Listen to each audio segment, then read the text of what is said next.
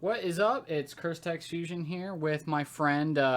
Should I just use your YouTube name or should I call you by your real name? What's up? My name is Tyler, but my YouTube channel is Not Your Average Ty. I get a lot of jokes about that one, so I'll be above average Ty today. But you're not average. Like you said, you are above average. That's the thing. My friends are like, "Oh, so there is a possibility that you're below average." I'm like, "Shut up! Whoa! You're reading too much into the name." That is reading too much into My it. girlfriend came up with that name and it was genius. Before that, I was Life of Ty. You know how ridiculous that is? Like with the boat, the dude on the boat and the tiger. I watched. That's what I did. I forgot about that. I took the font and everything. I found a picture of a tiger, and I just typed in Ty, and I'm like, oh.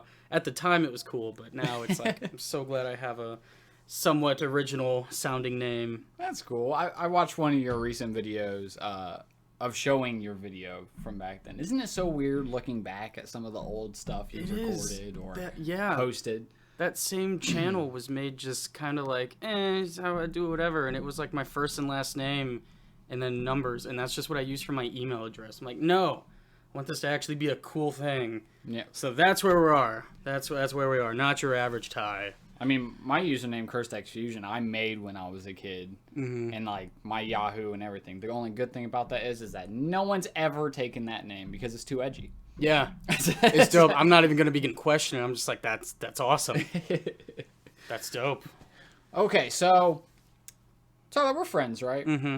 Yeah. Mm-hmm. So I would like to draw you as a certain thing. Mm-hmm. Last time I did one of these videos, it was my girlfriend, and we did her as a superhero. Are we also doing you as a superhero, or was there something else you wanted to be in the whimsical world of Alex? Alex's speed drawing. I did, because I did watch that video, and I was like, this was awesome. Just to, like, the conversation you guys were having and just watching, just, like, her pitching the ideas, you drawing. I was like, that's really dope. I commend her for being able to essentially just come up with a superhero on the spot. Like, there are obviously so many, so I think I will attempt to do a superhero. Will I be helping people? I don't know. I'll just be selfish. Okay. And I'll just have this really cool power. Superhero, supervillain, anti-hero. I don't know if you hear me swallowing, that's water. You know what? I think... Okay, so... Anytime someone's asked me, like, oh, if you had, like, any kind of, like, superpower, like a magic thing, I'm like, telekinesis. I've always just loved the idea of moving things. Right. Rachel chose that. And so I was like, okay, I can think outside the box for this one. So I wanted to do something that involves like shaking the earth, Kind of like seismic energy stuff. like Terra, Teen Titans. That's the first one that came to mind. I don't know who that is. I'm very uncultured in that. But okay, yeah, I think I have this idea like fully fledged out. Because I've been thinking about it since yesterday morning's shower, and that's the best time to have ideas. Oh yeah, because I was like, oh man, it's gonna be terrible if I'm on the spot trying to come up with this. So I was like trying to think of all these different powers, and then I was like thinking of names for those, and I came up with a name, and then I kind of worked the power off of that. Okay. So should I wait for the name? Should I let that suspense build? I say wait for the name, but are you just like Earth and sort of, are you like a bruiser type superhero? It is going to be a combination of powers. I more am going to control snakes. I myself am really not going to be like a hands-on kind of fighter. Gotcha, okay. Yeah. All right. So like my idea, like the look aesthetic is more like, you know, like a platoon kind of guy, like who, like a foresty jungle kind of look. He's got like the cargo pants, and he's got like that face paint like under the eyes. I'm not a big camouflage person, but I do like the foresty green aesthetic to it and whatnot. Okay. I think I got it. All right. I'm gonna get the basis done here. Mm-hmm. What you don't realize is I'm like, okay, I'm getting an idea, and then I have like 20 different steps to do before. No, this is amazing. I love watching this behind the scenes stuff. Thank you. So what you been doing lately? We were talking about your cat earlier. You got a new cat? Yeah, I'm trying to cat-proof our house. We recently moved, and a thing that he did at the old place is he's got to be looking out a window, which is fine. Cats have curiosity. He's got to be entertained in some way, and the outside world is very entertaining. However, that comes at a price, because he has to break our blinds to get behind him. Like, we could just leave them open, but then people are seeing into our lives. So it's funny. We got our security deposit back, and the only thing we got charged for was just broken blinds. Really? From your old place? Yep. It was like $38. I was like, wow, I'll take that. Thank you for all the other money you gave us. That's pretty cool. So at this new place, because we're on a corner, we're not just like buried in with the other units. We have 4 windows, and he utilizes every single window. Like there's not one that's off limits to him. So we decided to go to Lowe's and get like this mirror window tint, and we put that up, which that was my ringtone. Sorry, there's not a predator around. And so we put that up, and we're working with that, and it's hilarious trying to put it up because you go to that window, and he's immediately like, oh, what are you doing? This is my window. Gets on that window, and I'm like, dude, I'm trying to clean the glass off. And then what I'm cleaning off, I'm using the lint cloth. I'm looking back at it, and it's just cat hair. I'm like, oh, boy. But he's primarily the only one that really messes with the windows, so... You know, if there's little bits of dust or his hair between... Because it's just putting a giant phone screen protector on a window. It's super annoying to, like... It is just like a phone screen. I don't use phone screens. I used to, but I hated when little specks of dust would get trapped underneath. So I was like, it does its job. You know, you go outside, you can... At least if it's during the daytime, I've yet to check what it looks like at night. But if you look outside at the daytime, you see inside if you hold your hands up against the window and squint. So I'm just like, thank God, I don't think anybody will be doing that. But it also sucks because we're in an apartment complex and we're at a corner. And there's like, I don't know, it's probably like the sewage lake or whatever. But there's a huge patch of grass. That's where people walk their dogs and stuff. So it's just constant people walking by the... Yeah, and so my girlfriend Tori, she's looking outside on the ground, and she sees footprints, like, right up against her window, and I like to be a very trusting person. I don't like to immediately assume danger, because it'll freak me out. Right. So I'm like, oh, you know, maybe he's, you know, it's just a little kid or something. But then it also is, like, yeah, people are just... axe-wielding murderer. Yeah. You know, dude could just be looking inside, you know, seeing our schedules when we leave the house and whatnot. So obviously I can't predict our doom in that sense, but I was like, I can at least try to privatize our house so if people need to be as close to the window as possible. Because I can imagine, like, if it's raining, you know, there's a little bit of an awning, so that's where they would stand close. So, yeah. Just going through all these measures because we got a cat. Granted, well, and this is your first cat, isn't it? Yeah, I don't want to say I love our cat because I could still think of many reasons as to why I lived my whole life not owning a cat. But it would, I do think about it. Like, even this morning, I was like, oh, you're such an asshole. But, like, I would feel terrible, like, getting rid of you or giving you to someone else or anything. So it's like, you know, for the foreseeable future, I am stuck with you. And that's fine. Tori, she absolutely loves him. But it was her idea to get the cat, so she would look like an idiot if she hated him. And I was like, ha! Told you.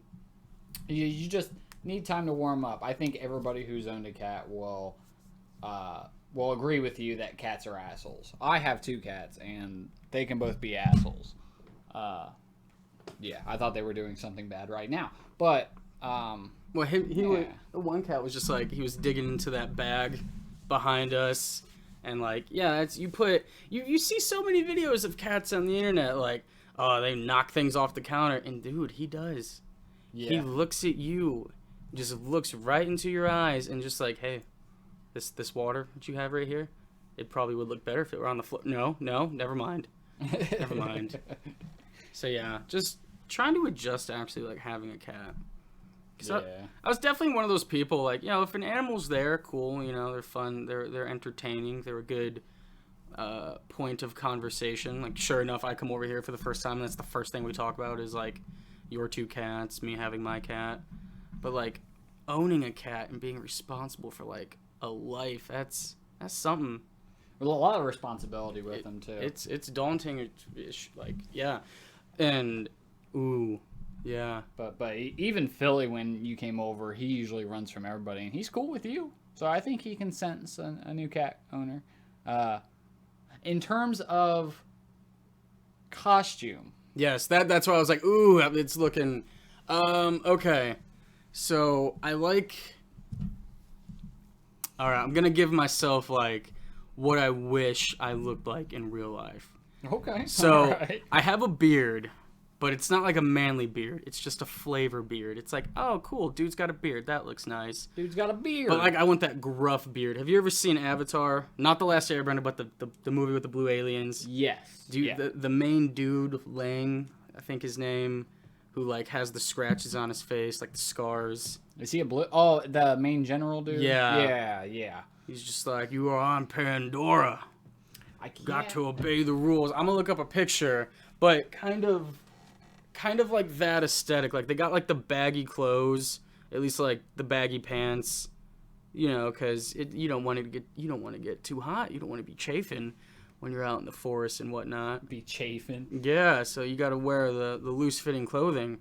So let's see. Avatar Lang. I'm going to type, because I don't remember his first name. Oh, his actual name is Stephen Lang. That's where I'm getting the name from. I forgot his name in the movie. But let's see. Just type in general asshole. General asshole. General asshole. Stephen Lang is American. Well, that's cool. But Colonel Miles Quaritch. Yeah. Okay, let me look up pictures of him. Of course, these are all top half. I don't know if I would rock a wife beater. I'm definitely not gonna do that. I'll get like a jacket or something. I can't rock wife beaters in real life. Those are for people who are like athletic and super ripped. I'm like, no. I normally go on jogs, or I play basketball. I have to meet my basketball buddies here in a couple of minutes. Yeah, it's there. There's a picture. It's kind of like I would like that, something of that aesthetic. Wait, he's supposed to have a beard? No, I want a beard. Oh, okay. No, right, fuck his face. I don't like his face. Okay, His face is I was stupid. about to say, I was like, he doesn't have a beard. But like, I want like a bushy, like forestish looking beard, and maybe not camouflage. I don't like camouflage. Do you like that outfit, but without the camouflage? Yeah, I like those foresty greens, the browns, that kind of look. The cargo pants can be like that tan beige cargo pants look. Okay, all right. I've never had to design a character like how I would look other than myself ever. It's fun. Back when I was rehauling my YouTube channel, and I was like, I need to give myself like a cool little like character design, you know, something to put in thumbnails and stuff. I know you're not a big Nintendo person, but when Nintendo first started doing their mobile apps, they had one called is it Miitomo? I think that's what it was called. Miitomo? Yeah, but you have your avatar. Let me type that in. Make sure I'm Miitomo. Why am I thinking of that? Was it? Yes, it was called Miitomo. It was like that app got canned like years ago. But yeah, you just set up your Mii, which is, you know, Nintendo's avatars. But then you can put it in like any pose. You know, very similar to how, like, Xbox you can do with your avatars. Like, oh, do you want it, you know, jumping up and down, clapping, happy, sad, mad? Oh, yeah. Anything of those. So, and then you could post pictures of it, or you could just, like, you could see the poses that it was doing. So I would make the background, like, that neon green screen color, and I would just screen capture from my phone, and then I would chroma key out the background, and I would essentially just have, like, my character doing whatever it wanted. And I was like, oh, That's smart. That's awesome. I could dress him in anything, and I don't even have to draw any of this. And then they got rid of it and they shut it down. So I was like, cool, back to just using real life me. Right, they got rid of all their Miis and stuff. Yeah. I play on Xbox, and I was lucky enough to have a whole bunch of Fallout stuff on there. And I just realized that I am doing this on a completely different layer. And that happened last time I did this. So... You're doing what, the black outlining? Yes. And I messed up. This needs to go back. This needs to go back. This needs to go back. The face stayed. Okay. So I just shaved you. Oh, okay. I was like, he wants it on a different layer, but you were doing it on a different layer from the different layer you already started. Right. Got it. Yeah. Okay. Yeah. Okay, so I have a question for you, Tyler. Yes. Because I was thinking about, like, oh, great, I'm going to have Tyler on, and we're going to have a great time. I wonder what kind of superhero he's going to make me do, or another different drawing. Mm-hmm. But then a thing came up. If you guys watched my last video I did with my girlfriend, I talked about how I've been playing a lot of ESO. Do you know what ESO is? Yes, Elder Scrolls Online. Elder Scrolls thank God. Online, yes. Ugh, Yes, I don't you want to got give it. people the wrong impression. I've played Elder Scrolls. I played Skyrim for maybe like 4 hours in my life. Well, that's actually one I want to ask you about. So, I'm sorry, everyone. I wasn't a big. It's not for me. I'm not gonna discredit it as a great. Like, I'm not gonna say it's this terrible game. There were just certain games that people like, and certain games people don't. it's just not for you. It's just not for you. And I haven't played an Elder Scrolls game in a while. But I was like, well, I love the Elsewhere and Khajiit culture. I always play as a Khajiit. Yes, the cat. The cat. I Love tried to the remember cats. as much as I could. And I was like, maybe I should ask Tyler. I don't think Skyrim is your type of game, right? But was there anything that you took away from it that you could see people really, really liking? Oh, okay. The game is phenomenal. I like to kind of like I'll get absorbed into a game for like a little bit. And there's always an end goal with the games I play. Like, Mario Kart specifically, it's a very quick end goal because it's just like you join a race, you beat that race, and you can stop playing and you can be totally satisfied. It's like, cool, money well spent. I've done what the game like wants me to do. Skyrim, the fact that they have books just around the towns you could read, you could learn all these magic spells and do everything. Like, if I were willing to put in all the time for that, that would be like an absolute dream game. It's like you can just play it forever and like So much stuff. you could just live like this second life in this game as these characters that you make up. And that's honestly so cool, but I don't have a great attention span with games. Like, my goal when I play a game is I have to like beat it as quickly. I don't know. I feel it's really weird. I feel like I love playing video games, but I don't feel as productive when I'm stuck playing them unless it's like, like if I'm making like a video series about it or like actually like playing it with someone. But like if I'm just by myself, like I hate to be that person, but I'm like, I feel like I'm just kind of wasting time. Like unless something, like I'll just look at the big picture of it and it's like, cool. After I put all these hours in this game, what do I have to show for it? So that's like, so Animal Crossing was the big Nintendo game of this year. That looks so fun, by the way. Yeah, and people are like, "Oh, you're a huge Nintendo person. How's Animal Crossing?" I'm like, don't play it. Like, I don't want to let myself get invested into that kind of game because then I feel like I wouldn't be able to enjoy other things. Like, I'm just very like much a quick. There are games I will sink time into, but that's because like one part of the game I can do like very quick, and then if I want to perfect it. So, like, Pikmin was the biggest thing. You can beat that game in a day. I miss Pikmin. I used to play those. Oh, really? Yeah. Finally. Yeah. someone who actually has a good taste in games. Yeah. No, just kidding. But yeah, no, that game I sunk a lot of hours into quickly, but it was because it was like, oh, the story, it was actually like fun, it was easy, it wasn't like really difficult to figure out, so I was like more willing to play it. Like, I'm a bitch. I like easy games. If a game is not easy for me, like if it's so expansive like Skyrim or any of the Elder Scrolls games I could imagine, then it's a little more like intimidating. It's more daunting of a thing for me just to pick up and, you know, jump into. But something like Pikmin, that was a very easy story mode, but it had 3 levels. I was like, oh, I can beat it. And it's like, ooh, okay, can I speedrun it? Ooh, can I do it in one night? And then it had missions, and it was like, these are super hard missions, but it's like, yo, I've already been this good at the story. I can do the missions. So I'll play a game to complete it. So if a game like Skyrim that really isn't made for completionists to play, I'm kind of less likely to really get excited about it. I get that.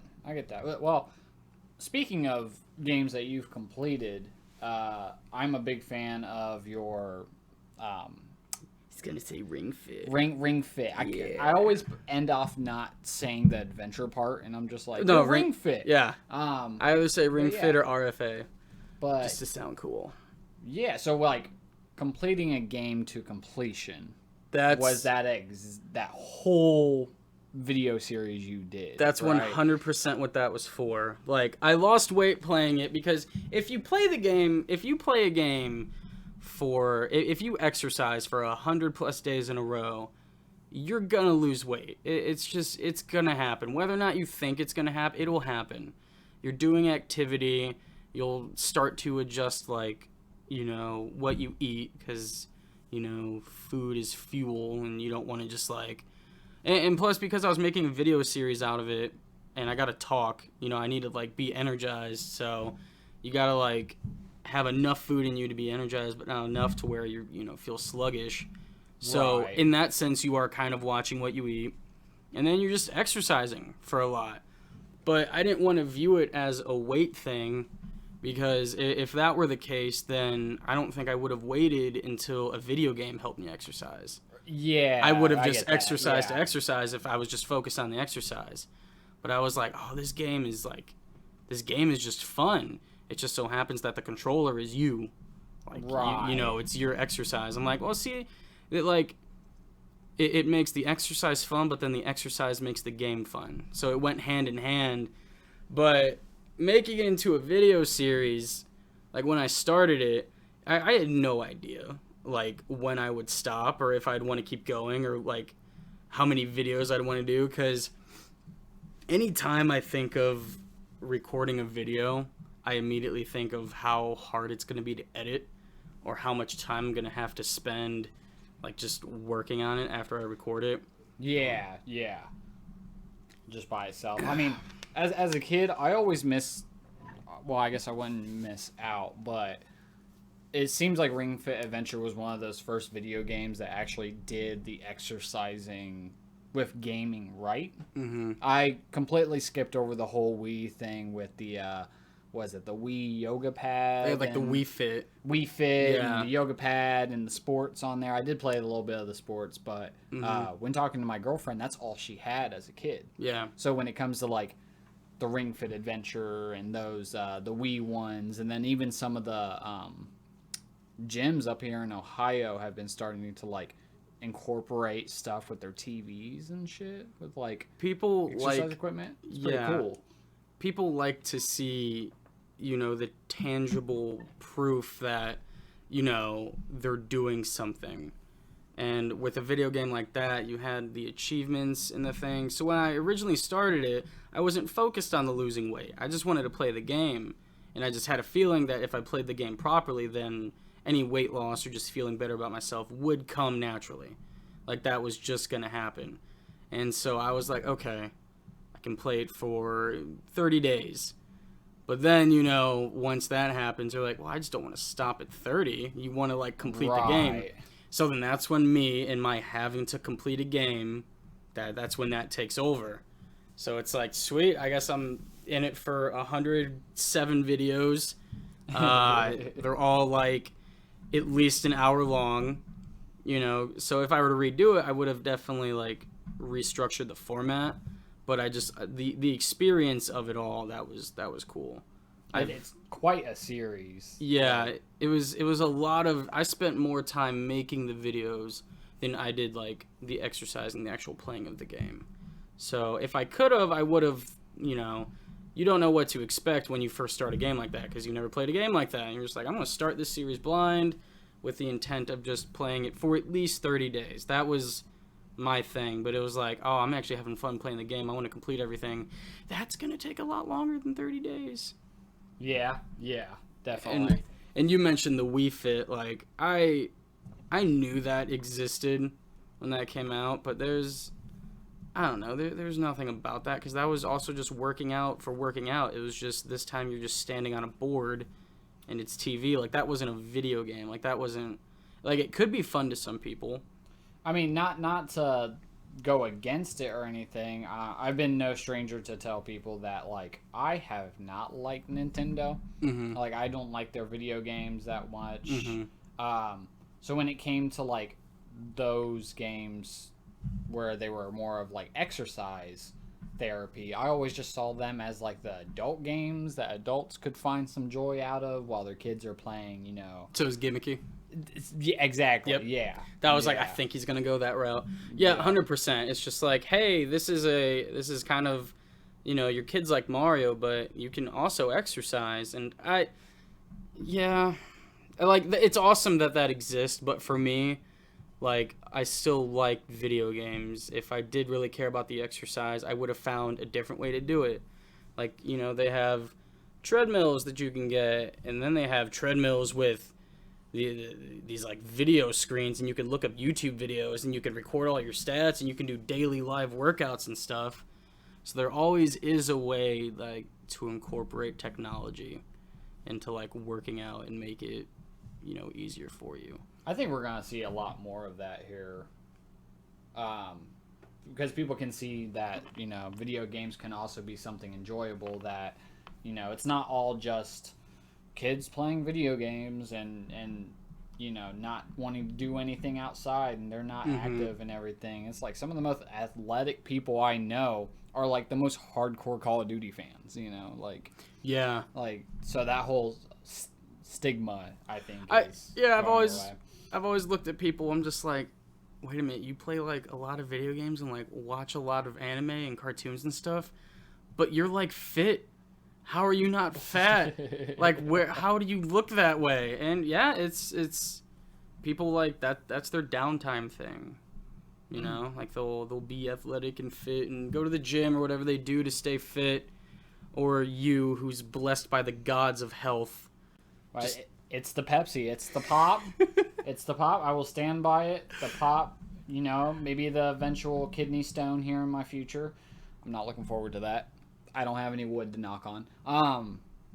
But it's just I feel like I don't know, like, you know, things like kidney stones and stuff has always terrified me. So I'm just like, well, that's another reason to justify not drinking pop or anything. But like, is there a certain cutoff age? It's like, hey, you've been drinking way too much pop for way too long, but you haven't had kidney stones already. I think you're good. Right, like my dad's like 40 and he's been drinking pop since he was my age and he hasn't had kidney stones. Yeah, and I'm just like, that's so interesting. Yeah, I don't think there's like, hey, you drink pop, you're gonna have it. But I'm also I'm an optimist, like crazy. I don't want to be that person to just constantly like worry and second guess everything, because it's really easy to get caught up in just so much. So, but I also, it's like, hey, I don't drink pop. People think that's an accomplishment. I'll take it. I don't want people to just like, oh, you drink pop, you suck. It's like, nah, each to their own, man. You suck. I just do it for me. Feel better about myself. So, is this outfit coming along? I feel like I'm making you one of those ruggy army style. I've been stuck in the woods for quite a long time, developing my power. That's the thing. Like, I'm putting a lot of like how I am in real life into this character, because Like, if I leave my house and I'm at someone else's house, like me, I brought a bottle of water because if I talk too long, you know, you get like that cotton mouth. So it's like, keep drinking water. Hydro homie. Yeah, it's like you like to be prepared. So this dude who's out in the jungle or the desert or whatever, he's got to be prepared. So you got all these pockets. He's probably got so many useful things in those pockets. This outfit's dope. The full body button, not sure if I could pull that off, but he's definitely got the, ooh, is that a knife? That is a knife. Hell yeah. Put that on there from there.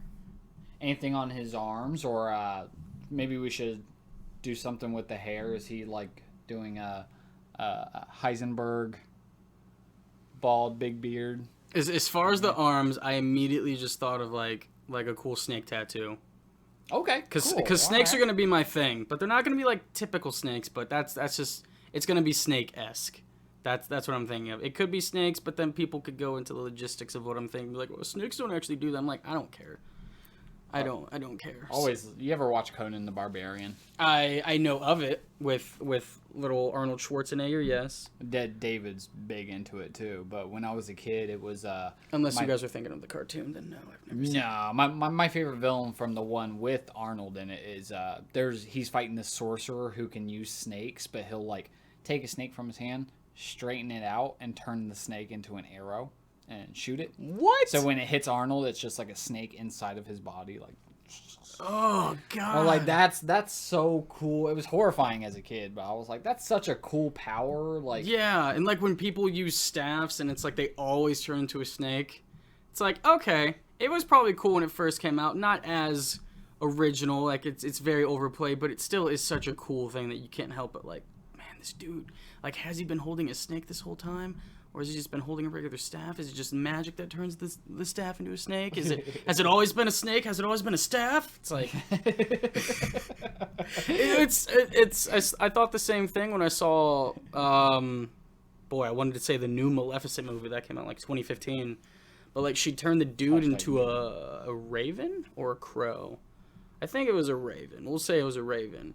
And then it's like, at that point, yeah, that raven's always a person. That's just a person trapped in a raven. But there's just something so cool about wielding, like, power over animals. Yeah, and that's what when I was in the shower, I was like, okay, cool, I like animals, but I don't want to be a shapeshifter because it's really hard to draw. It's like, okay, so what if I controlled snakes in that sense? And so it was like, because I like snakes, a lot of people don't like snakes, so I was like, that's a cool, unique thing to have. Not a lot of people like it, I do, so I want to incorporate that somehow. So, like, yeah, I think the snake tattoo would be dope, because that's kind of like the symbol-esque thing of a superhero. And something about turning snakes into weapons, but like being able to control them as weapons. And of course, it is all consensual. These snakes love their job. They signed up for this. Yeah, you know? These are special type of snakes that like they're not like, oh, here we go, just fucking being forced into rocks and all this rubble through the ground. I almost said rehabilitated snakes. Like it's like, okay, so you've had a there's long a snake life. jail. It's like, well, I'd like to live with your gardens, and then this old lady, she'd always try to beat me with a rake, and then just everywhere I'd go, I'd try to be nice. I'm definitely like a people's kind of snake, but everyone's just scared of me, and it's like, then he's got to go to rehab to deal with his trauma of like, everyone hates me. But yeah, I want these to be like combat snakes. I'm just thinking about creating characters like this. I've already said I've never had to do, but once you actually start to do it, it is really fun. It's so fun. It's so fun. Like, because I'm listening to all of our friends talk about, like, we're watching, not going to spoil anything, I promise, but we're watching WandaVision, and they're like, well, I think this person's going to come in, and I'm like, wait, this person does what? And they tell me. I'm like, how are there so many different types of superheroes? Like, people like, you know, like Stan Lee, for example, just created all these different kinds. Like, I commend people, and I think you have done this before, where, like, you have all these different characters you've created for, like, you know, you're just your own, whatever you want to use them for. Yeah, But yeah. I feel like it'd be so easy to get wrapped up in one character. And it's same for people who make music. You know, you spend so long making one song, and then boom, you make a new song, and then another song. And, like, you can just put all these ideas into creating so many things. I'm just like, how are people, like, it's going to be impossible for me to think of a superhero that, and I don't know all of them. I think that's impossible, but very improbable. I'm sure someone has like a catalog of every superhero that's ever been willed into existence. And they're like, well, actually, this superpower exists with this guy. He was made in the 70s and blah, blah, blah. Some like Big Bang Theory Yeah, so type style nerd. it's like, actually, he was introduced in issue 246, and his powers are very similar to the snake wielder that you are trying to. So, yeah, not original copy. You're a copycat, blah, Some blah, like blah. gatekeeping type deal. Right. And so it's so hard because I'm like, okay. Like, even when Rachel was trying to come up with it, she was like, oh, I want to be flying. And I'm like, oh, man, that's such an overplayed thing. But then you think about it, and it's so you have all these different superheroes that can already fly, and then the one that doesn't fly, it's just like, well, you're kind of useless. They're already there, and you don't even fly. So it's like, you got to give them, like, those kind of powers. I always think of like, you ever watch like the original Teen Titans that used to be on Cartoon Network? I have seen that one, actually. And don't you love when they're like, Titans, roll out! And it's like, Cyborg can turn into an airplane, and Raven can fly, and Starfire can do this, and then Robin has to run. That's why people constantly shit on, like, Hawkeye. Because you're just put up against all these guys, and it's like, hey, he's doing the best with what he can. He wasn't created to be like this godlike person. Right, I'm Thor, and I'm like the god. I'm a literal god. Yeah. And I'm fighting next to Iron Man. Yeah, that's the thing. It's just like people hate it because I'm not a big Batman person. I'm just like, well, he's just fancy and like I don't know, he's got like the deep voice and sure it's cool. He's Batman, but he just kind of dresses like I don't know. I think he's just there's so many different versions of him. I'm like, ugh, I just want to hear different kind of superheroes. Like Batman to me is so overplayed. He's great. I'm gonna love his movie when it comes out. At least the Robert Pattinson movie. But I'm like, compared to all these other people, like I hear all these villains because I don't really fuck with DC at all. Besides just what like our friends talk about. So I'm just like, are you telling me there's this like this villain called Doomsday that does this, and Batman, a dude in a suit fights him? Yeah, and like is still alive. Like, how is that a thing? What's his superpower? He's rich. Mm-hmm. I think I like Batman, but just for like his villains in universe. Like, I think that the whole DC universe is really cool, but it's also the one that I keep up with the most as a kid. Like, I can't tell you anything about Marvel. I don't know anything about Marvel. I know a lot about DC. A little bit, but it's just from the movies and stuff. And then, like, vice versa, you know. What kind of hair does this guy have? What kind of hair? What kind of hair? You know, I would like to think that my superhero alter ego would be sexy enough to have a really dope head. So give him, like, a bushy mohawk. A bushy mohawk? What I would never pull off in real life. Okay, all right. Because even like this bearded look and just being bald is dope, but he's got to add a little bit of something. Just a bald mohawk, yeah. That's what I'm going for. But, and then the reason I brought up Batman is because, you know, he is so different. Like, people make a superhero, it's just like, cool, well, he's, you know, and then you would just describe, like, you know, the most... That's exactly what you would think kind of hero. It's like, my dude shoots lasers, and my guy is super, super, super athletic and does flips. That's the one thing that's always baffled me about, like, every superhero I've seen. I'm like, how are you such a skilled gymnast? Right, yeah. How? It's like Captain America. You know, I'm going off the movies. I don't know how many iterations of him there are in the comics. But, like, you were a scrawny dude that did nothing, and you came out buff as hell, but now you're also the best acrobatic person I've ever seen. It's like, how is that possible? Oh, it's because you're a superhero. It's like Black Widow, and it's like, I've been training for this my entire life. That makes sense. Right, Yeah. right. And then it's like, oh, that's why she kicked what's his name's ass and Iron Man won. You know? Yeah, that's why, like, Scarlet Witch is at least for Marvel people, the hero that's on everyone's mind. I like her because she uses like her hands and like manipulates things, and she floats. She's also very charming. Like, she has that charisma, and I just don't mean like she's super cute. I just mean like, yeah, no, totally. She's so sexy. But yeah, it's like, it's just really refreshing to see like these other kind of superheroes that don't have to just, they're super like Spider-Man. He's super flippy and stuff, but that's because it fits his MO. right, That's like, right. that's just his whole aesthetic. But it's like, how is every superhero gonna have these really cool kick-ass like fighting skills? That's why mine, I'm like, yeah, I don't think I'd be able to do that. That's why I'm gonna have snakes. But these are gonna be like armored, not armored snakes. They could be though, but like combat snakes that like I can just. They're kind of all. It's like a video game animal. It's like, hey, do you need Epona? She's always there, or he. I don't know. I don't play much Zelda. She's always there. Yeah, but your horse is always there. It's like, realistically, no, they die, just being there.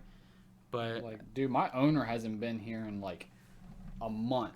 But All right, I need food. But the minute he needs me, I'm somehow summoned. That's kind of what I would like for this. It's just like the snakes are just somehow always there. But ideally, I could realistically twist it and say, yeah, they just live in the ground and they're super, super, super fast. Or they just kind of are always hanging around me. So like they can sense my presence and they just kind of follow me. You like command the snakes. You're a Yes. snake whisperer. Yes. Yes. Snake bender. Yeah. Because shape-shifting is cool. And one of our friends, he proposed to me that he's like, hey, it'd be something about along these lines of, would you rather be able to control animals or shape-shift into an animal? And I'm like, Ooh. I answered it, I would rather control animals because like shape-shifting would be a cool experience, obviously, for you to be one. But there's just something so, like, you know how powerful you would be if people just knew that you could control animals? Like, you could turn into one and that'd be it. But the fact that you could just control animals and the animals are always there. And, like, that's so cool. That actually brings up a really funny thing. I've been, you've heard of Attack on Titan? Mm-hmm. I've been watching a lot of Attack on Titan because it's, like, supposedly a last season. And I haven't watched Attack on Titan since I was like in high school. Okay. So I was like, oh, I guess I should like always like binge watch all of those and catch up so I know what everybody else is watching and seeing. And I got to, I think it was like season 2. There's this Titan, spoilers if you haven't seen season 2, that can like control animals and control other Titans and control humans and stuff. And I'm just like, okay, game over. Yeah. First of all. That's the thing. And then second of all, like in the intro for season 2, he's like running across the wasteland, like gathering animals and stuff. And then he has like, awesome. he has a flying whale and then like has a T-Rex. And I'm just like, all right, this is epic. But at the same time, like, please give me a T-Rex and a whale in this fucking show because this guy supposedly is going to have... And it never comes. It never comes. I don't know why my mind always tries to realistically translate these superheroes. But immediately I'm like, okay, so when you're done like doing your Titan things and attacking and whatnot, and you're done for the day, where does the flying whale go? Where's it go? Does he have like his own garage? Like his own... His own tank garage. Does he just disappear? Does he just fly away? Like, where does he go? And the T-Rex, how is he so well behaved? Is he gonna wreck any house that he chills at with you? He said, guys, I'm beat. I'm gonna go back to my little summer pond here. Yeah. It's just like, oh man, Master needs me again. God. Fine, I guess I'll leave the water, you know. It's like, well, there technically are water molecules, so he would be safe in the air. I just think of SpongeBob, where it's like, water! Yeah! Water, please! Oh. Okay, so you got these fingerless gloves, it looks like. Yeah. How's it looking so far? You like that mohawk? Dude, my hair is so dope. It looks so, like, it's so edgy. It's so edgy. It's so cool. You just like this primal warrior going on. And I think, are you opposed for me putting a snake in your hand? Like, do you want a snake in your hand, Tyler? No, I want. I saw you kind of drew some of the ground. I would want, like, if you could just draw, like, a crack and then, like, a snake kind of busting out of it. Okay. All right. I can do that. Yeah. Because these are my snakes, but I hated. Okay. You've seen the Pirates of the Caribbean movies, right? I love the Pirates of the Caribbean. Okay. Yes. So the fourth movie, and this isn't the only movie that's done this, but this is just the one that always comes into mind. When Penelope Cruz's character, they're walking in like a swamp, and she just pulls this poisonous, I don't know what kind of snake it was, but she just holds the snake, and then it's just there. I'm like, ugh, no one does that. No one just sees this wild snake and just grabs them, holds it, and just like, hey, it's in your face now. And I'm like, nah. So yeah, I don't want to be holding a snake, because then I think people like hold snake that they like. That's more of like an evil, like villain kind of like magic quality. Oh yeah, yeah, yeah. And I like very much like these down to earth, like believable kind of characters, you know, that can summon snakes and stuff. But yeah, so I would just like to think that the snakes are like one with the earth, but they have oh my god, just building up a backstory is hilarious. You're building up the backstory. They have like an alliance to me. You know, maybe when I was younger, I fell into a well, and instead of bats, there were snakes. Yeah, but no, I somehow maybe like my dude just has like pheromones that attract snakes, you know, if that's how snakes work. I love snakes, but I really don't know much about them. Well, I'm glad that you haven't had anyone die in your story yet. There's always that really funny thing where it's like when you're making a character or something and it's like, your uncreated character. Okay, cool. I found out what they look like. Now I need to kill their family members off. It's so sad. You know what I mean? Like, I love Spider-Man. I haven't met a person who doesn't like Spider-Man. But when you think about it, you can only love it for so long because you're just like, oh no, something bad's always got to happen. There's a reason this dude has gone through so many girlfriends and had a dad once, doesn't have a dad now. Oh, he had an uncle. Nope, not anymore. It's like, it's such a fun character, but they just have to make it so sad. And I think Stan Lee wrote him because he wanted him to be relatable. I'm like, well, that's sad. He's relatable for his age and, you know, struggling to be a high schooler and having superpowers. Everything else, that sucks. Right. So I would, my dude, he's gonna be like, let's see, he's like a tough dude, but that's just his look. And he's like, hey man, I'll do whatever you need. Just my snakes. Hi cat. What's this cat's name? It's Zeus. Hi Zeus. That is Zeus. And the other one is Keely. Philly. Damn it! You were almost there. Well, because those are two of the dwarves in The Hobbit. Feely, Keely. One of them died, I think, or one of them was sick. Spoilers. Well, spoilers. I don't even think that happened in the book. I read that book when I was a freshman in high school. It was like one of the first books that I was required to read in school that I actually loved. You always get like these worst books. I'm not a history buff, so anytime I'd have to read about like this fictional or non-fictional take on a fictional take on a non-fictional event in history, I'm like, this ain't fun. Right. But The Hobbit, that was super fun. I just remembered when they took that kind of smallish book and made it 3 movies that they added, changed a lot of things, and I think in the movies like that didn't happen in the book. So if it's spoilers, it's not really, because I don't even know if that happened in the original story. Yeah, it was kind of crazy. I was listening to something because, again, I've been getting into a lot of Elder Scrolls lately, and I was like sitting here drawing one day, and it was like all the Easter eggs in Skyrim, or all the Easter eggs in, you know, Elder Scrolls Oblivion, which came out in 2006, I think, right around there.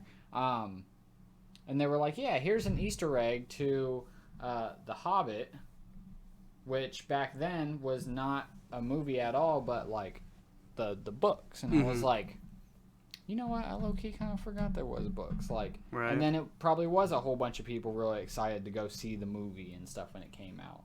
And for some reason, I never put those two together. Like, yeah, it was a book. People knew about the book beforehand. That's why they made the movie. Dude, I just this week asked, I was like, because someone at work, they were watching the Lord of the Rings movies for the first time. I like Lord of the Rings. I don't love it. I've watched the movies once. That was good enough for me. I was like, cool. When I was younger, I went to the library. I rented the 3 movies, 3 consecutive nights, watched the first movie, then next night watched the second movie, watched the third movie. I was like, cool. Yeah. I don't really, it's orcs and stuff. I don't know all the character names or all the lore behind it. I was like, these are a fun group of movies to watch. But the Hobbit movies, I think it was just because, I read the book. Like, already I was like, that's if you read the book of something and enjoy it, you feel already more connected to like its lore, its story, everything, obviously, because it's the book. Right.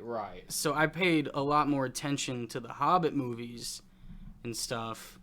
And oh God, where was I? Oh yeah, I was like, where was I going with this? I know that they made the Lord of the Rings movies first. And I know a lot of people, Star Wars is the big one that makes the prequels or the story before come afterwards. Yeah, they start somewhere and they're like, hey, we can tell a lot of story before this. And so I was like, so did the Lord of the Rings books exist first? And it was like, no, it was the Hobbit book. The Hobbit book was written and then the Lord of the Rings books were written. Oh. And it was just weird to me that the Lord of the Rings movies were made first, because immediately I'm just like, oh, so that just means, The Hobbit was made afterwards, because a lot of people like to, come up with a prequel thing afterwards. Like, I didn't know that. Yeah, I just found it out, like, this week. I just asked someone. They're like, yeah, no, it was The Hobbit was written first and then Lord of the Rings afterwards. There's going to be some nerds watching this that are just going to be like, I can't believe these guys. Like that. Can't know everything. It's going to be Ryan. You're talking to me about, like, Attack on Titans. I'm like, uh-huh. Oh, yeah, that sounds nice. You're just like, hey, Tyler, what? I was lying about all that. You phony. So, yeah, that was... I thought that was really cool. Because I watched the movies, and I'm like, I know Gollum. But, the dude who's watching these movies for the first time, he's asking me questions about him. It's like, I will say it one more time. I know Gollum. He's in those. That's it. Right. But, I don't know. Okay, do you like the Lord of the Rings movies? I like the Lord of the Rings. Before I go into attention, do you love the Lord of the Rings movies? I don't. It's been forever since I've watched. So we're on the exact same boat as it, because it has been, let's see, I'll just say it's probably been like 10 years since I've watched them. But like, I know of them, every scene from those movies has been memified in one way or another. Oh, definitely, yeah. So it's like, yeah, I know, Sauron, Saruman, which I just found out were different people. I was like, why are their names so similar? It's so confusing. So, Ron. The Lord of the Rings movies for me are just kind of a slow burn. Because it really is just a long journey. It's a long journey. It's a hero's journey. It's a huge escort mission. Exactly, yeah. You got all these people just arguing and like, Frodo is inevitably, it's always got to be Frodo. It's like, I gotta do it. But also this ring sucks. Gandalf, why are you watching me? Why are you watching my existence slowly I'm losing it. I'm losing it, man. You shall not pass. Yeah, he's great. But I've always loved... see, I like the idea of magic, but that's why, like, watching WandaVision and, like, suddenly there's a new thing that she can do. I'm like, so... For people like me who don't really, like, what they see, that's what they know. That's where their knowledge stops. Right. Like, I'll see some articles and just like, well, in the comics, she was able to do this and that. So that's I like magic users because they can do a lot of things, but at the same time, I think I don't want to say they're like poorly written, but I think it can just easily they can just now do this all of a sudden. Right, yeah. Yeah. So like with this superhero, it's like, yeah, this is a very strict set of rules.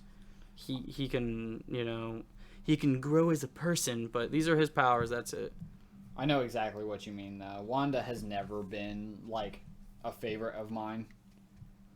Especially when she's, like, fighting other Avengers, and I'm just like, we get it, you're Russian, you have superpowers, but, like, no one ever explains what she can do. My biggest thing with, and I think I was talking about this when I was talking about Batman, maybe, is like, yeah, she's so strong that she can do this and this and this. I'm like, then why do they always hold back? Why are you even fighting? Like, if you're so strong that you can just, okay, the snap was a poorly done thing. My bad. But they can just like, oh yeah, you have any superpower, they can just blow things up with their mind. It's like, then why are they, if they truly want to win? I think like the limits and, there's just like, well, why? There was that perfect scene in Infinity War when she came down on the field, she did like, and I try to be very careful with how I word things because I just don't want to openly spoil things. I mean, obviously you should have seen the movie by now. But still, I don't want to get too crazy with how I describe things. Real quick, yes. Brown hair?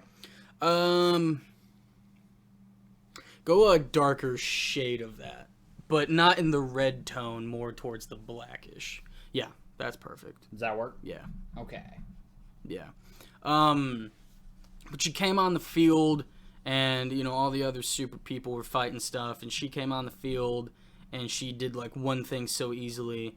And then I think it was Okoye. She was like, why has she not been down here the whole time? And it's like, yeah, I think it gets into, like, very difficult territory on how to write a character and use them and have them, like, mesh with other characters when they are so strong. Right, yeah. Because it's like, why have a team when you have one person that could essentially almost do everything? Or, like, when... because I was really hyped for Vision. I didn't know a whole lot about him, but, like, in the comics, he's, like, Jarvis. Mm-hmm. Is he Jarvis, or was that Ultron? Vision or Ultron was Jarvis. And I was like, oh, you mean the fucking AI that Tony invented? I just totally spit on my screen. I think I did that last time, Yeah, you did. I know because once again... yeah.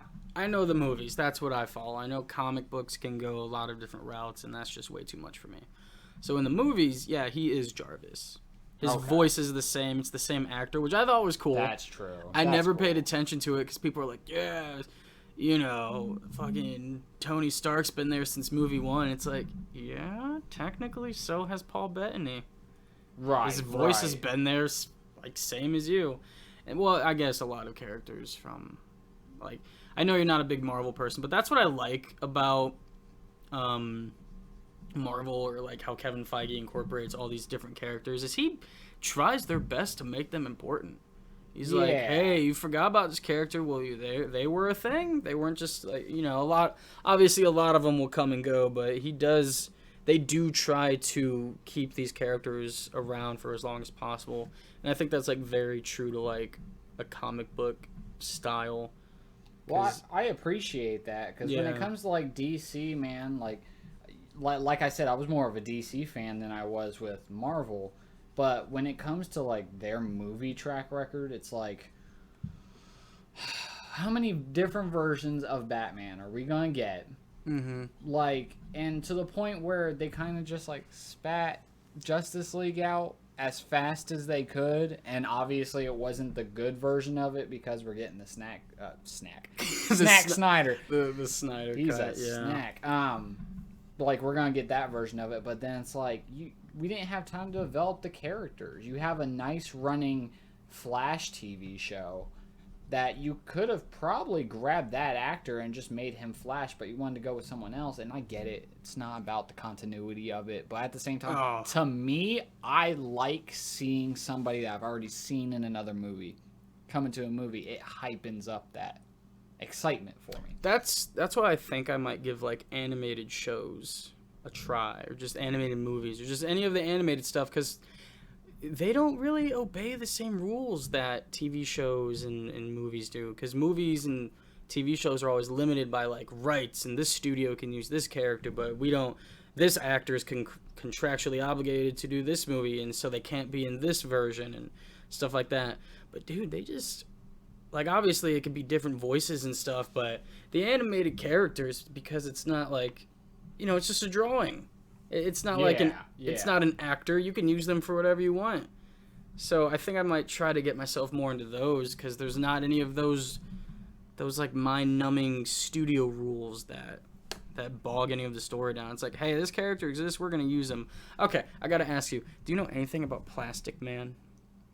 I've heard of that, but I have not seen Plastic Man. No. What kind of character? Because I gotta look this up. I heard about that. Also, Plastic Man. Sometime last year, like before Endgame came out, people were joking, saying, "Oh, Squirrel Girl is gonna be a thing." I'm like, what? You guys have to be fucking with me. Squirrel Girl. It's like, nope, that is a real character. I'm like, how? It's back to the thing. So many weird characters. It's man. just. I love Rocket Raccoon for that reason. Oh, dude, I love him. I love his voice actor. I love everything he does in that movie. And when he teamed up with Winter Soldier and Infinity War, I was like, that's two of my favorite characters right there. That's perfect. See, and that's a cool-ass character. It's just like, hey, we're going to take a raccoon, but he's going to talk, but he's also going to be like a weapons specialist. And he's going to be a shit talker. Yeah, he's like a smart ass, and just, you love him because he's cuddly, but it's like, yeah, he'll fucking kill you if he wants. And he always wants your body parts. Yes. It's like, but I love that. That's just his character. You're not just watching him like constantly being surprised, because eventually you make a character do so much, and then it's like, you know, you kind of what am I trying to say? Like, you've created so many the opposite of limitations that at that point, you know, what can't the character do? And then at that point, nothing's good enough. Right. Because the character is just so overpowered, and you're like, well, okay, so this character now does that, and now does that. But I just like watching a character kind of have their own limitations, and you just gotta like the real struggle. That's one thing I loved about Iron Man 3. A lot of people hated that movie because of what they did with like the Mandarin in his story. But once again, I didn't know who the hell that was before I didn't watched know the movie. who that was either. Yeah, evidently he's like a magic user, and I think I've heard that they're bringing him back like how he actually should be in the new Shang-Chi movie. So I was like, okay, that's cool. They can do whatever they want. But I thought he was hilarious in that. I loved that like he was just a nothing.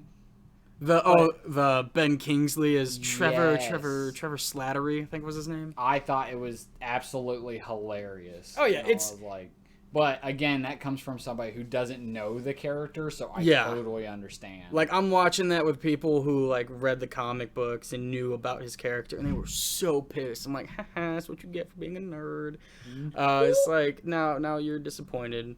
But I totally get that. I'm going to go on a little side tangent, because I read the It book before the second movie came out, and I left that movie theater so disappointed, because it was like you had the miniseries, you had the movies, and then you had the book, and they were all kind of different. And it's like, oh, well, that thing should have happened, but it didn't, and then this thing happened, but was it kind of this? Was it trying to be that? So that's when getting into the lore could really backfire. And it's always like that with like Stephen King yeah movies too. Like, it always seems like when it's a Stephen King movie, they always have to cut something out because something's either too edgy, too weird, so hard to translate on screen. Exactly. Yeah. And it's almost impossible to get a perfect, like, you know, from page to screen, because you can try to copy and translate the words as best you can, but you aren't that person's mind. Every story is different from person to person. Yeah. Like, it is so hard to just create someone else's vision. And that's when, like, I defend movies, because people are like, well, in the comic books it was this. I'm like, yes, that was the comic books. And how many different types of of comic books are there of this character and different stories they do. You know, I just found out there's like an old Peter Parker. Like, he's an adult. And it's like, see, I know him as a kid, like a 15-year-old teenager, but now he's an adult. And then, you know, you see Andrew Garfield and Tobey Maguire, and they're all still that teenage versions, you know, like there is like obviously a basis for people being introduced to that character. Yeah.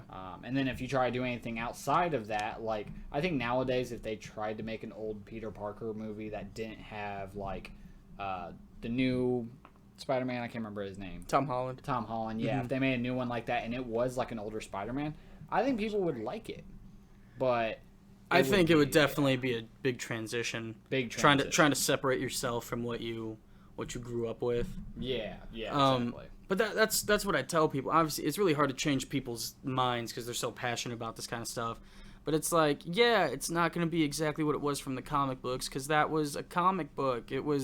That's just a different version. To put this on screen, you got to change some things. Or just the director and the writers, they have a different vision of what of the path they can take this character and their stories in. So it's not going to be just a copy and paste. Like, that would be boring if everything was the same. Right. It's like, hey, you want to go... Like, that was people's biggest complaint about the new Lion King movie. It's just like, hey, how... Okay, People ask me how that movie is. I was like, have you seen the original? They're like, yeah. I'm like, oh, there you go. Now it just looks nicer. Well, yeah. It looks different. I don't want to say nicer. That actually reminds me because I was talking to somebody about that because somebody was like, well, I understand why people didn't like Mulan now because this movie is trash.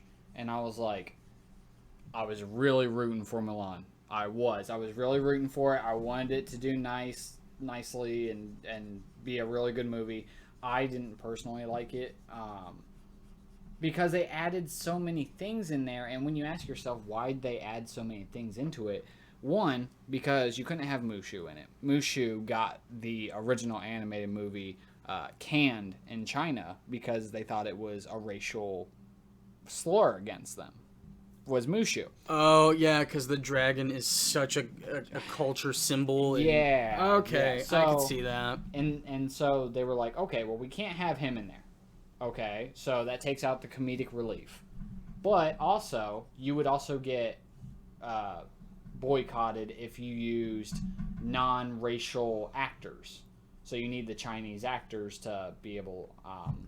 and I'm saying this like I know what I'm talking about, but yeah, you were there on set. So, right, exactly. But like you need, you want those people on there because you want it to be a culturally appropriate movie.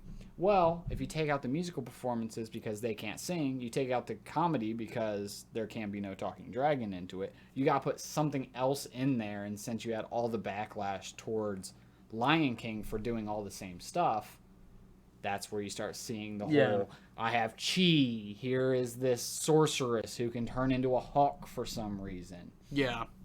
And then it's like... See, I commend it for doing that. Either way, you take something from someone's childhood, because, whether or not you're like 50 or 13 or whatever, you're always going to, like, relate to something from a certain age. And for our demographic... all of those movies, a lot of those movies in the 90s, that's what we knew. That was the only thing. So, recently when I found out Jungle Book is written by a dude in the 60s, I'm like, oh, God, there's a different version of Jungle Book? Yeah. Or, like, there are different versions of Cinderella where, like, the Grimm fairy tales where, like, she's got to, like, kind of cut her foot to fit the slipper. Or not Cinderella, but, the stepsisters try to do that. Yeah. It's like, you can't criticize, these different people for trying to make these different movies where it's like, well, that's not the version. It's like, yeah, the version that you grew up with was just a different version. Yeah. This is like how some children are, watching the live action. I'm just going Cinderella for the example. Like, that's going to be their version. They're not going to let it ruin. Like, when you were that young, you weren't watching Lion King and being like, well, this isn't the... Okay, a bad example because I don't know if the Broadway play came first. That would actually be funny. But it's... yeah, it's like, this isn't the version of Cinderella I knew. It's like, there's just... These things live on for generations. You're not just going to have it be one and done. Right, right.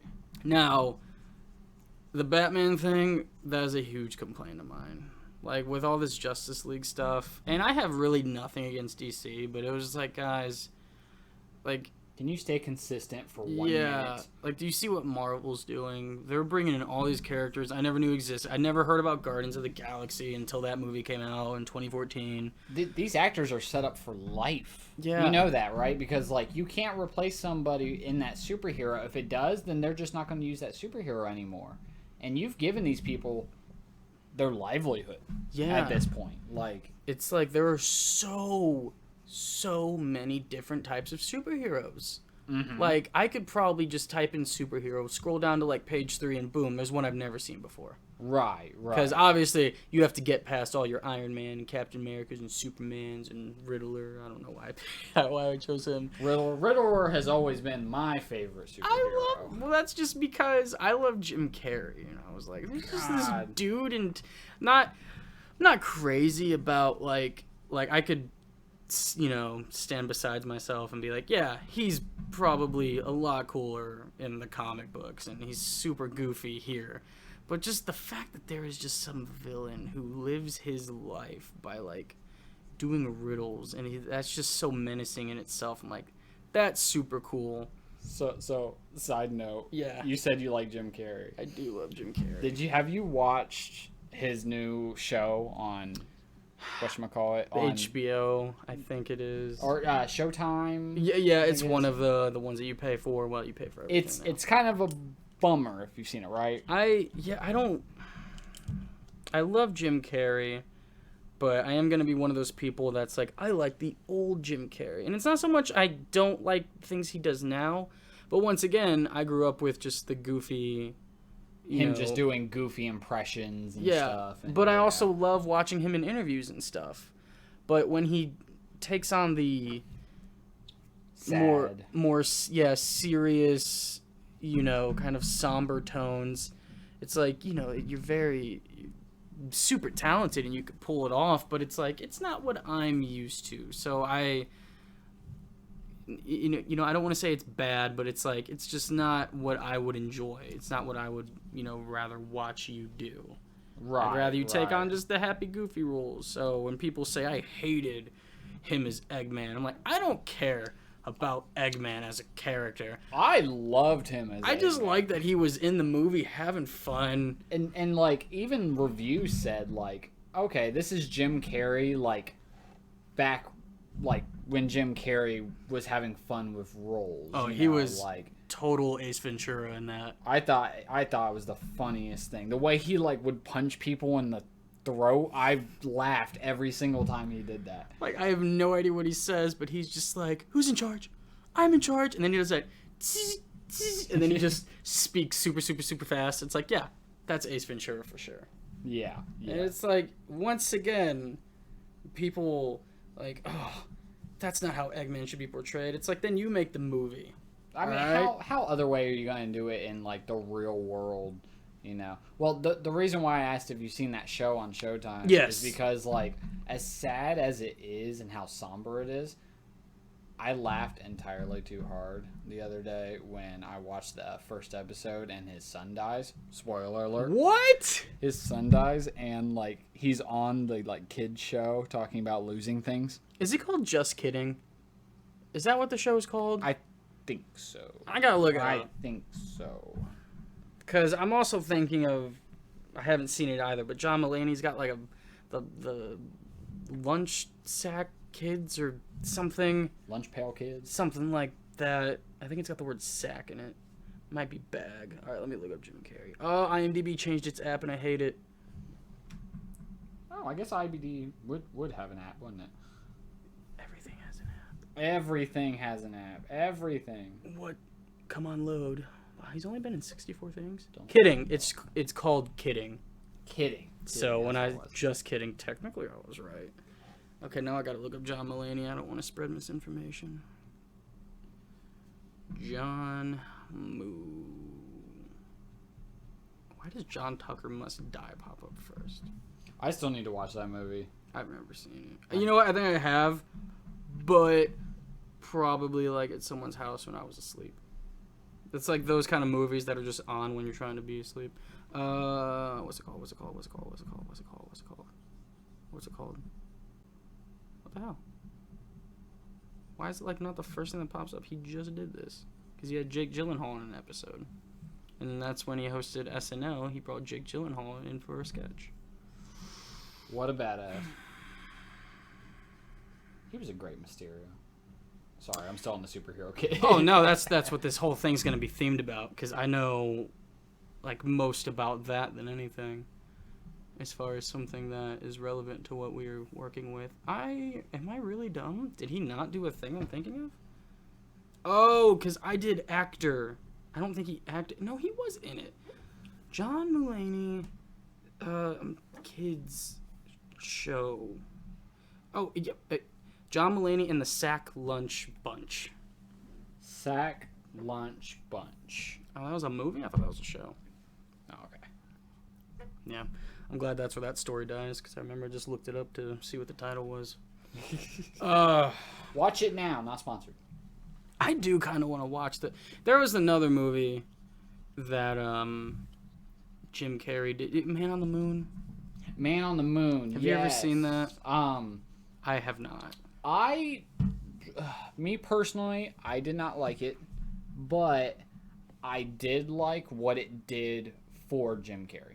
Yeah, like... He was a real big fan of that guy. Yeah, and whoever the director was, Jim Carrey thanked him for seeing him more as just the person who does the goofy faces and the voices and things like that. And it's like, that's really cool.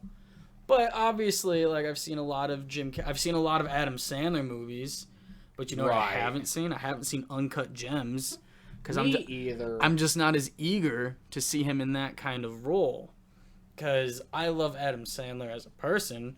And in a lot of his roles, it's just Adam Sandler doing Adam Sandler things, you know? It's just like, yeah, that's just his personality. But, you know... Everybody rags on him for, like, having that personality. And it's like... I don't care. I still find him hilarious. Dude, a lot of people, like... You're going to quickly find out about me that I'm not quick to really hate anything. So a lot of what I'm bringing up will always just start with, you know, a lot of people say this and I hate when people say this and blah, blah, blah. But like, you know, The Rock or Kevin Hart or Adam Sandler or Jim Carrey, they're just like, oh yeah, that's just them being them. Like, they're not acting, they're just being them. Like, I give them a little bit more credit than that. Right, you know, you just see them as these big personalities that you can't separate yourself from the actor and the character they're playing. Like, you don't even know these people. Yeah, like, I don't think it's fair to discredit them as an actor when it's like, oh, well, that's just Kevin Hart being Kevin Hart. I'm like, no, he's taken on a character. Like, there's this movie he just came out with where he, like, I don't know, he has to help... Who's the Breaking Bad dude? I don't know his name. I don't know his name, but he plays in a lot of stuff that I like. Yeah, like, I keep wanting to say Walter, but that's his Breaking Bad character. Another show I haven't seen. Walter. You never watch Breaking Bad? No. I'm not gonna be one of those people who talks your ear off like, oh my god, it's so good. But oh my god, it's so good.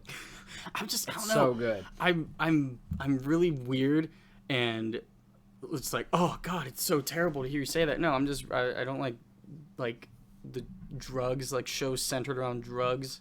Like, that's always just kind of iffy for me. So, like, I'm pretty sure that's, like, all Breaking Bad. Like, that's what it centers on. I mean, yeah. I'm not going to say that's all it's about. So that's, like, it's harder for me to get into that when, like... It's like drug cartels. Yeah. That's pretty much the whole gist at the heart of the show, it is just... No, there always are exceptions to that. Like, I watched the movie with Jamie Foxx that came out on Netflix. Was it Power? I have not watched that. Project Power. You just reminded me I need to watch that, yeah. Actually. Like... That whole thing, and it's not even a spoiler, it's just what the trailer shows you. You take this pill, boom, probably wouldn't advise taking pills from strangers. That could have seriously terrible side effects, but... Don't do that, kids. It's like, you know, it's still like a cool concept. Okay, what was this dude? This is Breaking Bad. Bryan Cranston. Why couldn't I think of that name? Cranston. He's like an Emmy winner and everything. Right.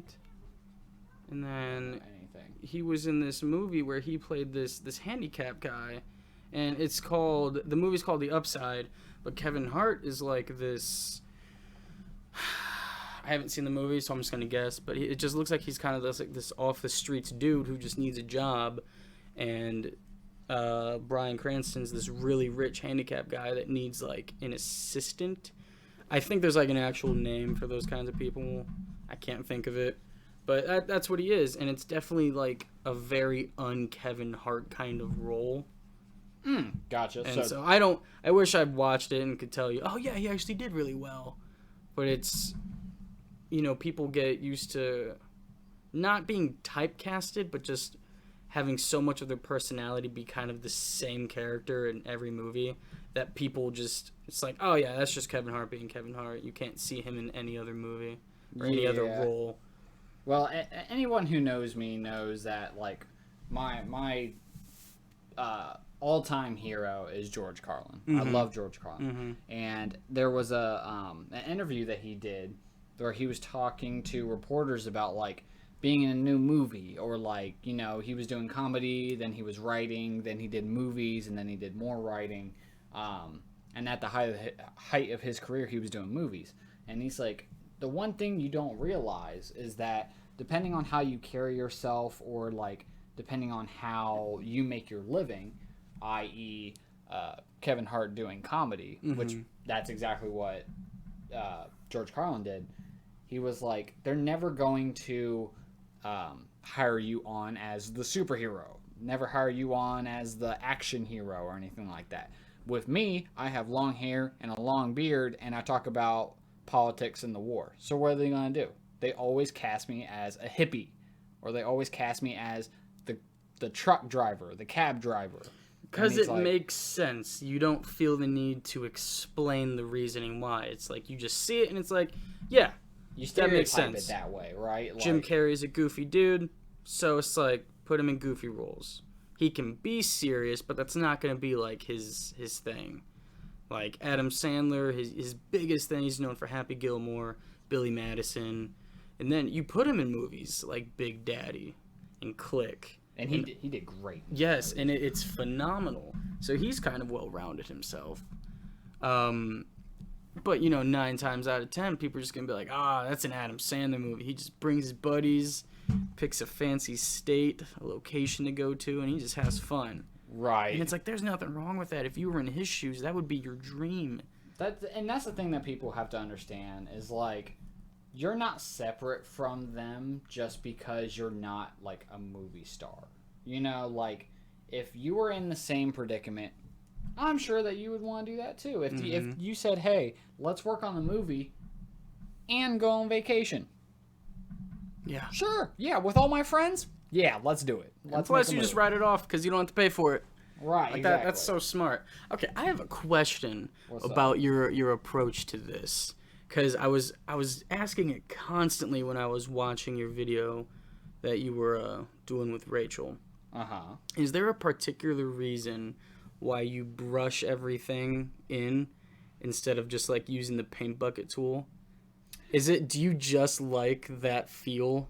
I like that feel of it, and it's a little bit more fluid for me, but at the same time, I also don't like to, with my brush strokes, every stroke that I do is tapered off on the edges. Okay. So if I used a paint bucket, you would see a white outline around everything. Oh, okay. Which I know I can feather that and get rid of it, but I don't like removing my brush.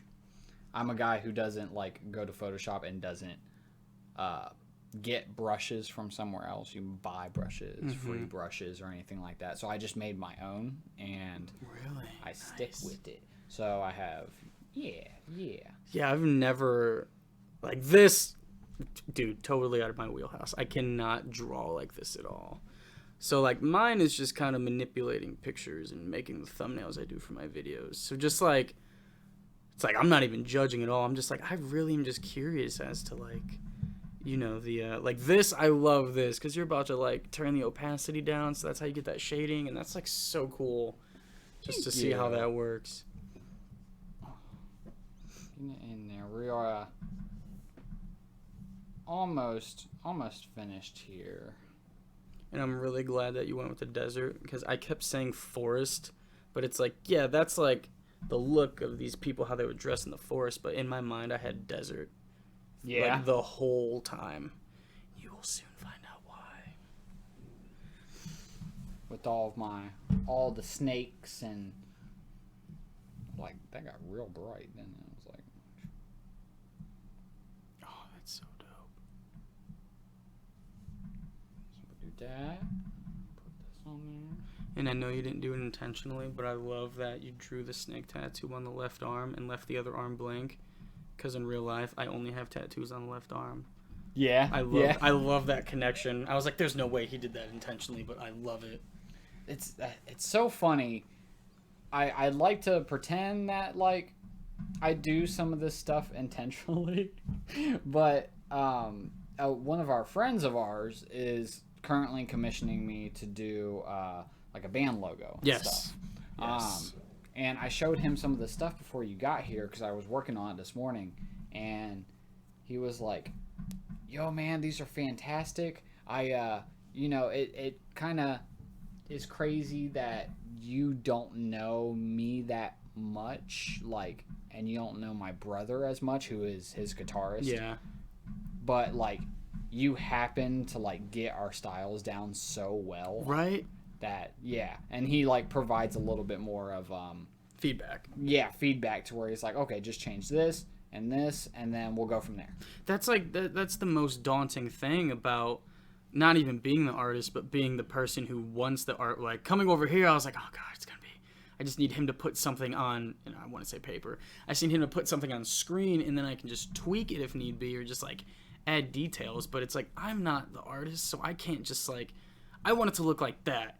Can you do what's in my mind? Because once again, what I was going back to, you can always see something differently in your mind, but putting it on paper or on the screen, it's like, that's hard for me to do, let alone try to convey that to the other person. I totally get that, yeah. And when you're watching your artwork, like, getting done, you do, like, see all these connections. So I noticed the arm and, like, just... I love just that second layer to it. I know it's probably just the easy. Like I'm watching you do it. He's just painting white and then turning the opacity down. But it's like, I love that look. It's little tricks, man. Just all the little tricks. What color did you want his eyes? Do like a few shades lighter than black. Like I like dark eyes. Dark eyes? Yeah, but not black. I think black eyes are a little unrealistic. So let's go with... Where is... There we go. No. There we go. More like a gray? Yeah, I would say that's good. Let me see what Rachel was talking about with the different colors. What do you mean? Oh, because she kept saying that the laptop was... I don't notice much. Here, let me zoom out for you. There is, Weird. The laptop's a little bit more muted. Like, I'm looking at it, he's a lot more green. Oh, yeah, I love this way more. This is dope. Right? Thank you. Yeah. It's so much better on this tablet. I'm so glad I got it. I think the only thing that I would change is maybe just the beard color. Beard color? You want it, like, darker? Yeah. Okay. Because that gives me, like, the, I've never watched Game of Thrones, but that one dude with the beard... who was awesome in Fast and Furious movies, where he's got that big beard, but it's red. It's like, nah, I got more just that gruff, dark brown look. I wish I had that gruff, dark brown look. Does that work? Is that maybe darker? No, I think that's fine. That's fine? Yeah. Okay, let me fill this in real quick. Dude, watching Ink Master and just... Oh, yes. It brings back the stress of getting tattoos done. Because once again, it's like, hey, I want it to look like this. I hope you can figure it out. And then, of course, because it's a tattoo... because I can look at what you're doing right now and be like, hey, that's cool, but can we change this? You can't do that with a tattoo. You can't, but there's also I don't know, man. Like I've been stirring around like in my head of being a tattoo artist, and like the thing is I just want to please people when it comes to like drawing artwork. 100% agree with you. Yeah, it'd be so nerve-wracking to just And don't get me wrong, like people can change stuff, but at the same time, like before I put the tattoo on you, there's a lot of time I need to be able to talk to you to get exactly what you want. And there's some people who are just like, draw some up. So like there's that two different like. Yeah, that's why you doing the logo for that guy. It's like, yeah, I don't know exactly what you would want, so I'm gonna draw something up and you go from there. Cause that's like, I made a music video for him too, where I edited one for him. So he gave me all the footage, and I was like, it was the first thing I've really done for someone like that. So you just want to, you want to do a good job, and so it could look good to you, but they might have something completely different in mind what they want. So like every 5 seconds of the video, I'm just like, hey, how does this look? And he's like, good. And I'm just like, okay. And then I keep going, and then you just realize that it's like, yo, they just want to see what you can do. And then I sent him the final product, and he's like, that's awesome. Here's the feedback I have for you. And then I made those changes, and he's like, dude, it's perfect. Yeah, and it's so easy to let yourself get wrapped up in the pressure of trying to please someone, but at the same time, they're already asking you for something that they, 9 times out of 10 can't do themselves. So you giving them anything, they're already grateful and thankful for it. So it's like, dude, relax. You did a good job. This is way more than I could have done. Like, if I could have done this myself, I would have done it myself. Right. Yeah, I was talking to him about that, and I'm like, I'm so glad that, like, me, you, our other drawing friend, David, him, like, we're all artists, and we all know that, like, that it's all about communication, like, and because that you get feedback, or if you're like, Alex, that looks great, but I need you to change this up. Yeah. That's perfectly fine. Like, who's gonna get mad at you? Maybe some people we know, like the guy who does our stuff, but you know what I mean, like our former tattoo artist. Yeah, just gets mad at you for like wanting to change stuff, and it's like, I'm sorry, like I thought this was something that me and you were going to collaborate on. Yeah, and the thing I changed, and by the way, we are doing phenomenal with not name dropping. Right. And even when we are, like, I'll film videos with Austin, and I thought it'd be really funny to name drop him there. But Austin is our, like, he's name drop Ryan too. He's our mutual best friend, and he's in a lot of my videos, but he forgets that, like, these are videos that you put out on the internet for strangers. So when he's just like constantly name dropping people that they have no idea who it is, I'm like, oh, that's so hard to work with. Yeah. So like even you saying David, but it's like our drawing friend David. It's like, yeah, thank you, because you could just spill out a bunch of these names, and it just gets, viewers, whoever's watching, have no idea who we're talking about. Right. And that's a good mentality to have. And God, it is so easy for me to like one tangent into another, but you have a lot more I don't know if fame is the word, but you definitely have a bigger fan base on YouTube than I do. But even if it's like 600 subscribers or 100 subscribers or like 30,000, you still have to treat it like people are watching. Oh yeah. Like you can't just like put yourself in a box, because then you're not really doing any favors to people who are watching, who have no idea who you are. Right. So, yeah. And it could always, like one day, you might not have anybody. The next day you have everybody, like. So the yeah, internet just works that way. Yeah, so that's when it's like, oh my God, we're giving all these names to people and no one has any idea who it is. So like, I'm just like, boy, I'm really just referring to this person as, yeah, so our one of my friends, like, he does this, but it's like, no, that's oh, I love that. It's like a sandstorm in the background. Doesn't have to be, but it looks like one, and I love it. God, this is so cool. Thank you. Thank you. And I'm only stalling because I've went on 4 tangents and I don't know where I started talking. You are fine. It takes me a while to get through this, but... Oh, I think what I was doing was, like, the music video. Oh, and watching Ink Master and stuff is, you know, like, how does this look? And it's like, oh, well, I would have rather changed that. And then the artists get mad. It's like, well, I showed you the stencil. It's like, yeah, but that's just the stencil. It's so... Like, that's the scary thing that's the intimidating thing about tattooing. Even if I had the skill set to tattoo, that would always be a fear of mine. It's like, do they actually like it? Yeah, or are they just saying that? Yeah. Because I recently got a bad haircut, and she, like, cut up my neck, but I don't know. I still didn't want to be that person to complain. You know? It's like, I don't want to be like that problem customer, but at the same time, woman, you cut my neck. I left that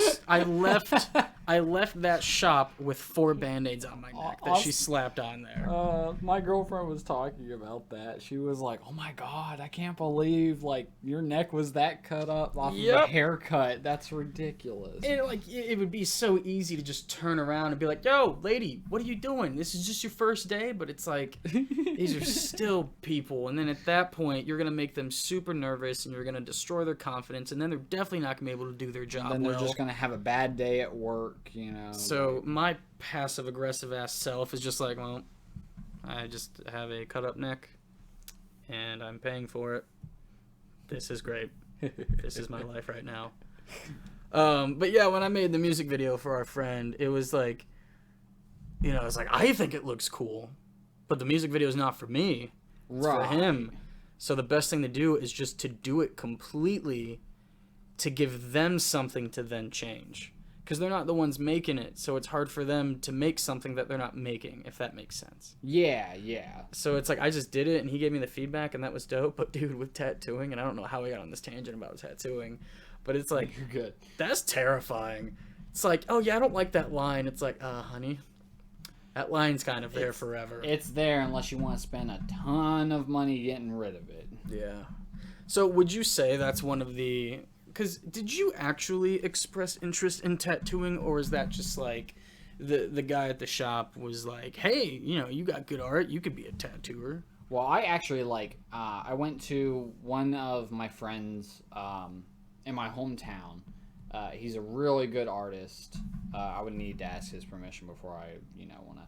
And he's a tattoo artist / illustrator.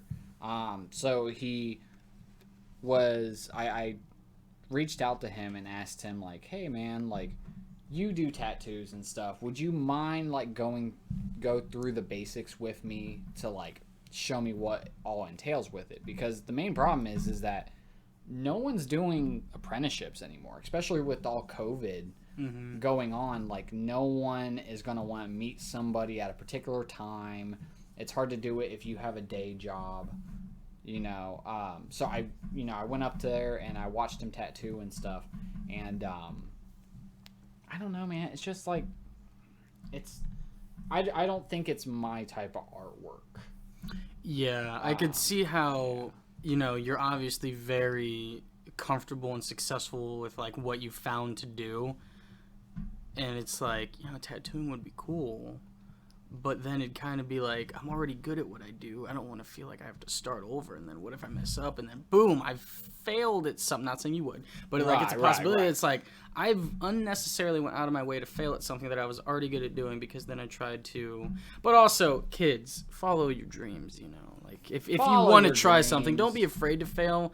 But when you become an adult, yes, failure is always going to be a thing. Stay in your bubble. Try nothing. Try nothing. But don't aspire. That's one of those. It's one of those things. It's like, tattooing would be such a cool thing to do, but it's like, yeah, this is okay. So seeing people on America's Got Talent, for example, who can juggle knives, I'm like, how did you start off doing that? Right. Because you weren't perfect at it first. How did you get to that point?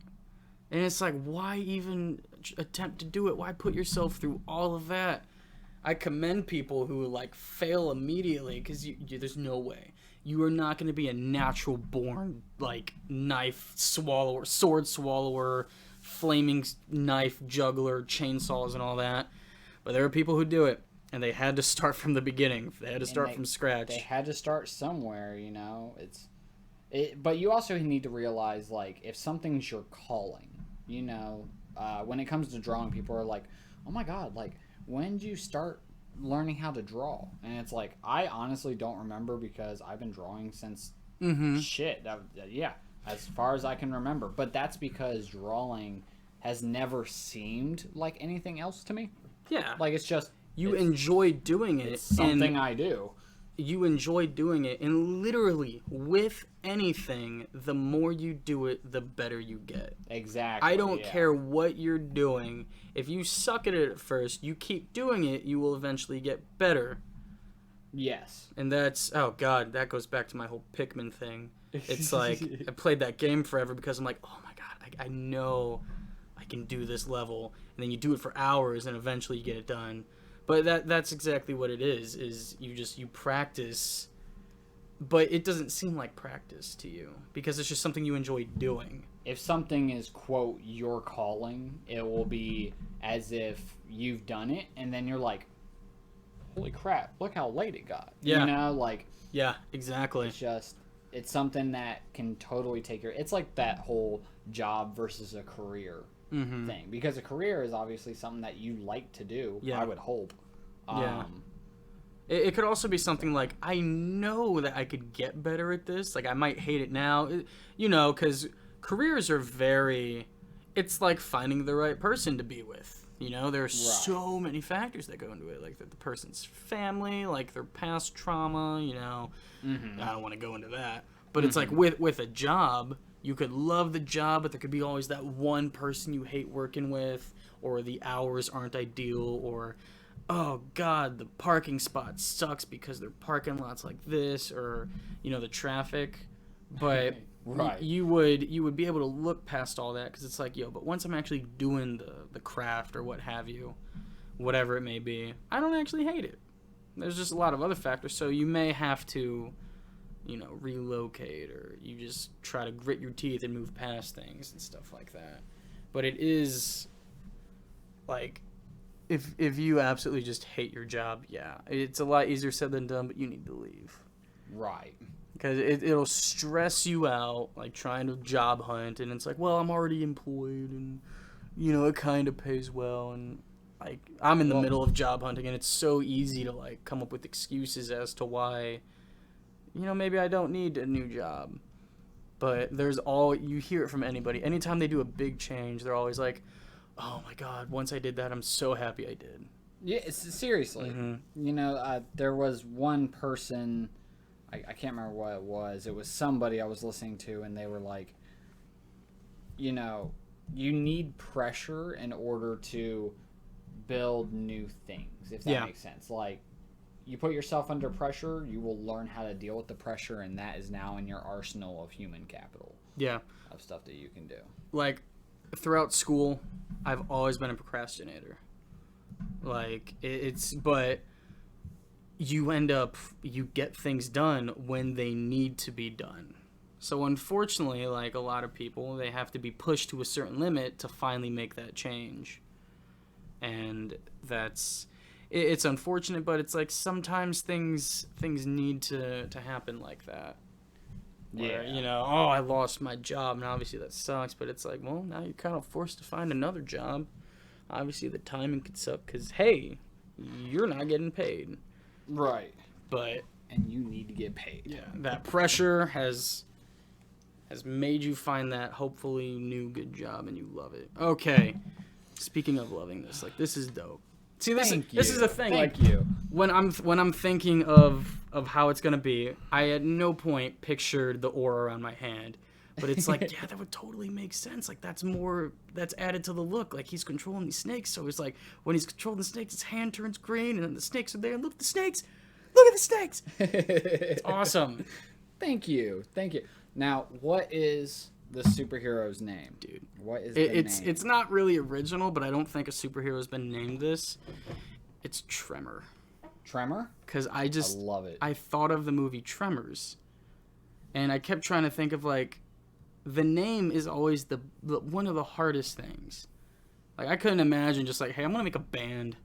And it's like, oh, what do we name ourselves that's good and hasn't been used yet and actually has meaning? So it's like, when I knew I was going to come over here and do this idea, I tried to think of a name first. Because I was like, all right, cool, I want to have this power, but I can't come up with a cool name for that. So I originally thought of like, all right, what if I did something like seismic, activity, something related to that. And I was like, I can't really think of a name. Ooh, but Tremor. It's like that movie, and like, oh, I can do snakes, like the Tremors, and I gotta look up if there's a Tremor superhero. It's perfect. The only Tremor I can think of is Tremor from Mortal Kombat. Damn it, Tremor. And he is a Earth ninja. Okay, different enough. I dig it. It's different enough. Okay, Tremor from the comics. Tremor is a fictional character from... You know what? I don't care.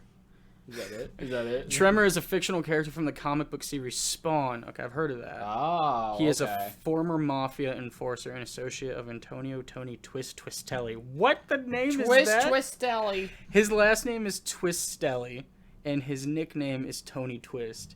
Antonio Tony Twistelli, the Don of New York, is now a vigilante seeking revenge on the family, in all caps. Okay.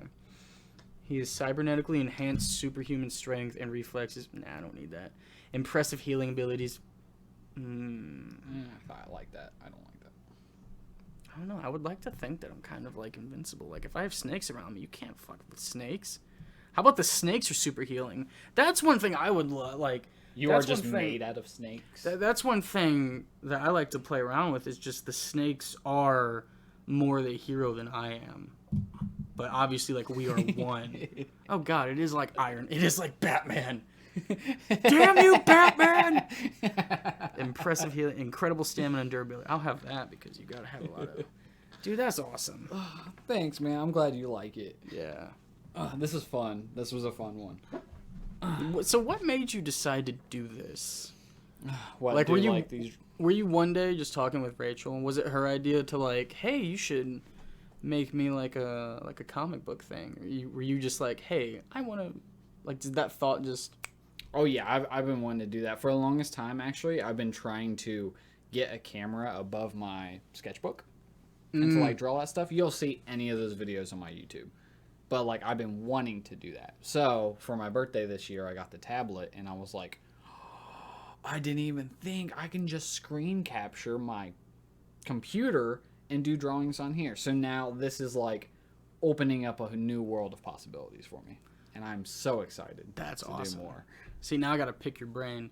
Do you prefer drawing with tablet or, pen to paper? Still pen and paper. Still traditional mediums. And I mean, like, it might get better once I get to this type of stuff. When I end up making my anime manga, which I eventually do want to do, it's all gonna be on the computer. Hell yeah.